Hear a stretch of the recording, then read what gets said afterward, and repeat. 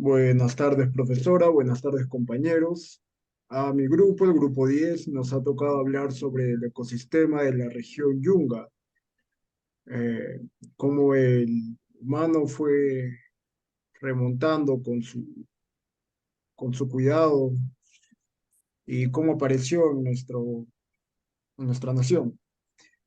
A esto paso a continuar con un breve concepto, que es la región Yunga es una de las 8 regiones naturales en la que se divide el territorio peruano. El nombre Yunga proviene del quechua y se traduce como zona de valles o valle cálido. Yunga como región natural fue establecida por el geógrafo peruano Javier Pulgar Vidal, con dos subregiones. Yunga marítima, que es una zona árida en la parte occidental, y la Yunga fluvial, que es una zona lluviosa en la parte oriental de los Andes. La diferencia del clima hace que sean zonas diferentes. Adestor es famosa también por la producción de frutas. En esta zona se cultiva la guayaba, el aguacate, el pacay, la manzana, la chirimoya y la ciruela, entre otras que abastecen el mercado nacional. También se distinguen dos estaciones, una temporada seca y una temporada lluviosa. Las lluviosas en esta región son más abundantes que en cualquier otra zona del país, lo que contribuye con los cultivos y los sembradíos. En cuanto a su altitud, se encuentra entre los 500 y a los 2.300 metros sobre el nivel del mar.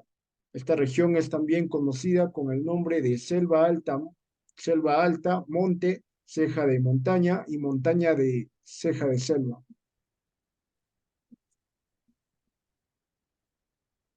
Bueno, antes de tocar las causas y consecuencias, quisiera también acotar que en esta región se encuentran zonas protegidas, como parques nacionales, el Parque Nacional de Manu, el Bosque de la Protección de Alto Mayo, Parque Nacional de la Cordillera Sur, Santuario Histórico de Machu Picchu, Santuario Nacional de Pampa Hermosa, Parque Nacional del Río Avicedo, Parque Nacional Lotishi, Bosque de Protección Piu Piu, Parque Nacional Tingo María y el Parque Nacional Yanachaga-Chemillén.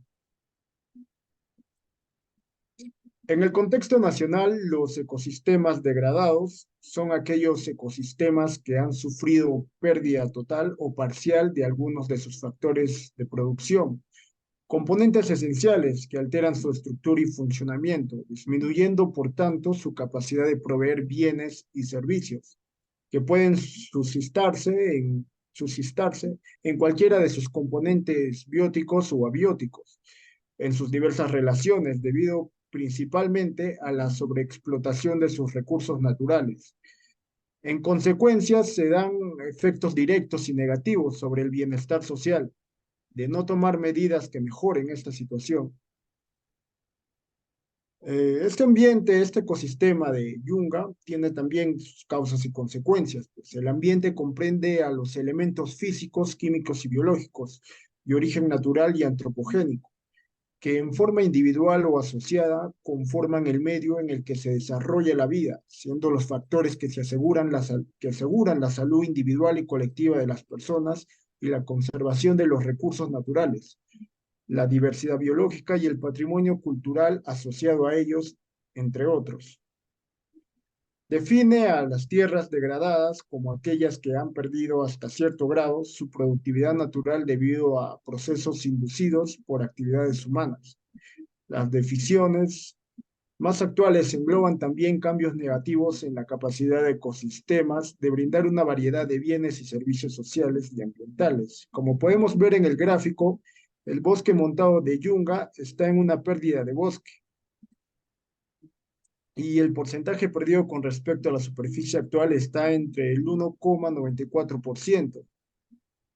A esto tenemos que tomar mucho en cuenta qué estamos haciendo con nuestro ecosistema. Continúe. También, tomando en cuenta los datos de pérdida de bosque publicados en la plataforma de Geobosques de Minam y el mapa de ecosistemas recientemente publicado en el Geoservidor, Se calculó la pérdida de bosque en 8 ecosistemas entre años 2001 y el 2016. El bosque montado de Yunga, bosque altimontano de Yunga, el bosque basimontano de Yunga, bosque de la colina alta, bosque de la colina baja, bosque de la colina de Sierra del Divisor, bosque aluvial individual y bosque de terraza no inundable. En las yungas la mayor pérdida se registra a menores altitudes en el bosque basimontano y se hace menos importante en términos de superficie total y en la pérdida del bosque altimontano. A esto encontramos en la región de Yunga o Selva Alta que se ha identificado 3 ecosistemas ubicados en el flanco oriental de los Andes peruanos, de 600 metros sobre el nivel del mar, hasta aproximadamente los 3.600 metros sobre el nivel del mar, en el límite del sur y el centro con la Puna y límite norte con la Jalca y el Páramo, entre 3.000 y 3.600 metros a nivel del mar. También encontramos el Codo de Posuso, cerca de la región de Yunga. En esta nueva área de conservación regional asegura la provisión de agua para 6.000 personas de Codo del Posuso y 9 caseríos. Su protección abarca más de 10.000 hectáreas de ecosistemas de yungas y bosques húmedos montanos altamente biodiversos. Además, su cercanía con otras áreas prioritarias para la conservación crean un corredor biológico que conecta paisajes, ecosistemas y hábitats para proteger a especies amenazadas y vulnerables en el Perú. A continuación le daré el pase a mi compañero. Buenos días, profesora. Yo le expondré acerca de los peligros para las yungas. Estos son unos impactos ambientales. Si bien en los primeros tiempos de nuestra historia las yungas se encontraban relativamente aisladas en los principales centros de población, muy pronto sus recursos comenzaron a ser utilizados y su conservación se hizo cada vez más difícil. En la actualidad, hay por lo menos 4 tipos de peligros para las yungas. La primera sería la explotación maderera, la segunda, la expansión de la frontera agropecuaria, la tercera, la explotación petrolífera, y la cuarta, las grandes obras de infraestructura. La explotación maderera. La riqueza maderera de las yungas fue el primer recurso que atrajo la atención hacia estas áreas, comenzando por la selva basal. Los obrajes madereros penetraron en las yungas en busca de las llamadas maderas de ley, esto es, maderas que por su calidad y escasez tenían un buen precio en el mercado. Si bien fueron varias las especies buscadas, posiblemente la más importante fue el cedro, de un árbol de gran porcentaje característico de la selva montana. Buscando cedros, los obrajes penetraron hacia el oeste por los lechos de los ríos, primero utilizando carros de los bueyes y más tarde tractores y camiones. En la mayor parte de las selvas de montaña se pueden ver los tocones de estos árboles, como mudos testigos de una explotación salvaje. Hoy en día, solamente se pueden encontrar rodales de cedro en los lugares más aislados, donde no pudieron penetrar el obraje, o en los parques nacionales. Segundo, expansión de la frontera agropecuaria. Pero un segundo peligro tuvo un efecto más devastador que el obraje. Por lo menos era selectivo en el tipo de árboles que cortaba. La expansión, a partir de la década de 1920, de las plantaciones azucareras avanzó por la selva basal, deforestándola casi por completo, hasta que prácticamente no quedó ninguna área donde pudiera encontrarse en su forma original. Por detrás de la plantación azucarera avanzó mucho más recientemente la producción de cereales, poroto y soya, con capacidad tecnológica para producir desmonte mucho mayor que la de los viejos desmontes manuales. Esto le dio un golpe final a este sector de las yungas, que muy difícilmente pueda recuperarse. Tercero, la explotación petrolífera y grandes obras de infraestructura. De forma menos extensa que la producción agrícola y con características puntuales, en muchos lugares de las yungas ha aparecido un nuevo problema, la explotación petrolífera. Las consecuencias son muchas: deforestación para la construcción de rutas de acceso, contaminación por derrames de petróleo, expulsión de la fauna por el ruido y la actividad de exploración y explotación, aumento de la caza furtiva también. Por último, avanzó sobre las yungas la construcción de grandes obras como caminos, ductos y represas. En algunos casos, la naturaleza puede recuperarse del impacto. En otros, los daños son permanentes, como en el caso de las represas.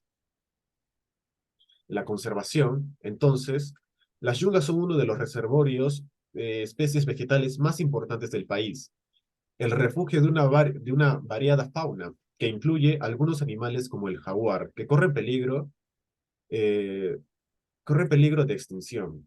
Las yungas cumplen una gran cantidad de funciones que refuerzan la necesidad de conservación, entre otras: refugio de la biodiversidad, stock de recursos naturales renovables, reservorio de agua y control de la erosión de suelo, además de albergar asentamientos de poblaciones aborígenes. Las yungas prácticamente son el último refugio natural para muchas especies y cumplen funciones que es necesario resguardar, no solo por su valor intrínseco, sino también para evitar daños irreparables que tengan grandes costos para la sociedad. Le daré el pase a mi compañero para que podamos seguir con la exposición. Yo les voy a hablar sobre efectos del ecosistema de la región de Yunga. Primero que nada tenemos al bosque basimontano de Yunga. Este ecosistema montano bajo no nublado ubicado en las vertientes orientales de los Andes entre 600, 800 y 1500 a 1800 metros sobre el nivel del mar, con pendientes que pueden superar el 100% del bosque con dosel cerrado con 3 estratos distinguibles. La altura del dosel cúpula alcanza por lo menos 25 metros, con algunos árboles emergentes de 35 metros. Por otro lado tenemos al bosque montano de Yunga. Este ecosistema forestal montano ubicado en las vertientes orientales de los Andes, entre 1800 y 2000 metros sobre el nivel del mar, con fuertes pendientes. Este bosque con dosel cerrado, con 3 estratos distinguibles, la altura del dosel o cúpula alcanza entre los 18 y 25 metros de altura, con algunos árboles emergentes de 30 metros. Por otro lado, tenemos los indicadores del estado de los ecosistemas del bosque basimontano y montano de Yunga. Los indicadores son componentes del ecosistema que pueden ser observados y medidos y que se relacionan con uno o más atributos.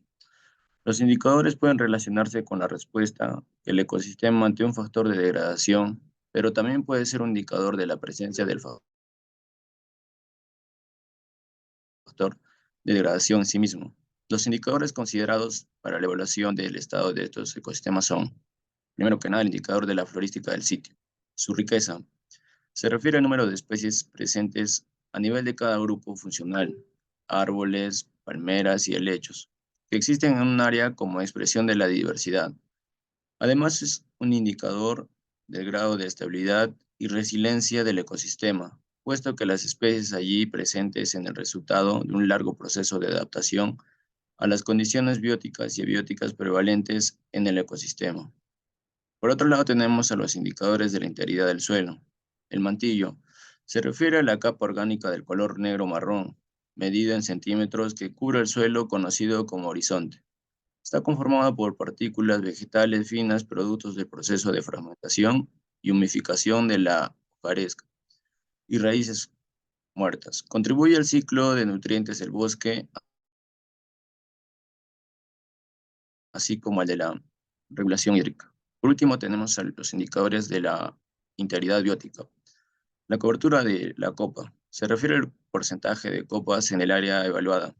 Está correlacionado con el área basal y volumen maderable del árbol, y al mismo tiempo con el grado de protección que brinda la vegetación contra el potencial erosivo de la lluvia, cuando éste impacta directamente sobre el suelo. La altura de los árboles dominantes representa el vigor de los árboles y el potencial del sitio para sostener un crecimiento adecuado de los elementos, tanto arbóreos como de otras formas de vida vegetal. A continuación, doy paso a mi compañero.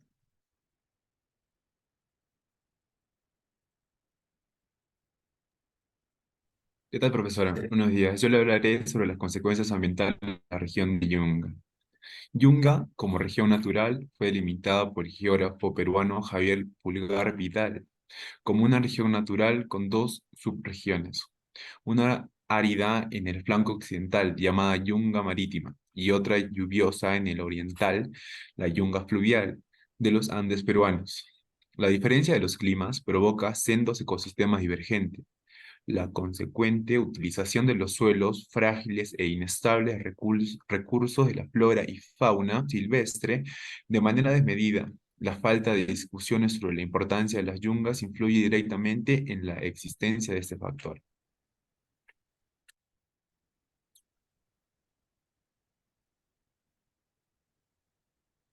Los principales motores de cambio de la naturaleza. El primero es el cambio en el uso del suelo. La presión más grande que ejercemos los humanos sobre la naturaleza proviene de este factor, vinculado a actividades como la ganadería y la minería, que a su vez son causas directas de la deforestación. Este factor está estrechamente relacionado tanto con la actividad económica de las regiones como con como los demás motores de cambio de la naturaleza, para los cuales puede convertirse en una causa o integrarse y generar un impacto aún peor sobre la biodiversidad y los ecosistemas.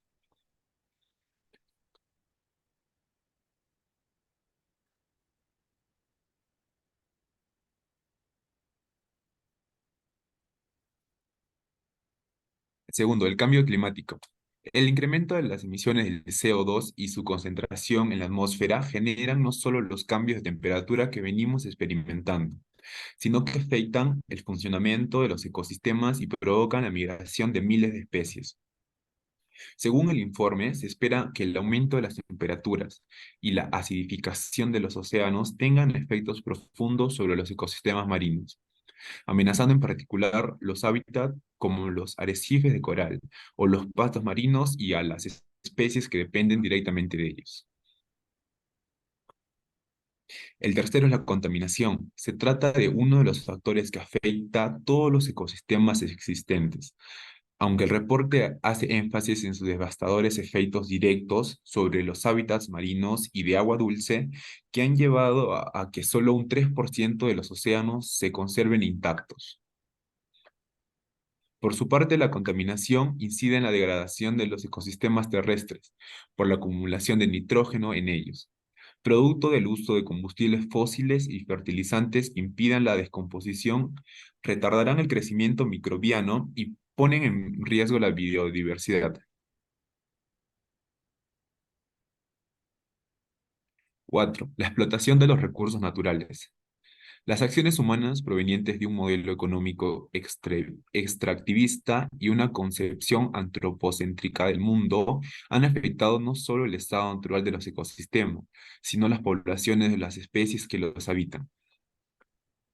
Por eso, la aceleración en la pérdida de la biodiversidad revelada por el reporte apunta a un consumo desmedido de peces marinos, invertebrados, árboles, vertebrados tropicales cazados para la carne de caza y especies recolectadas para el comercio de medicamentos y mascotas.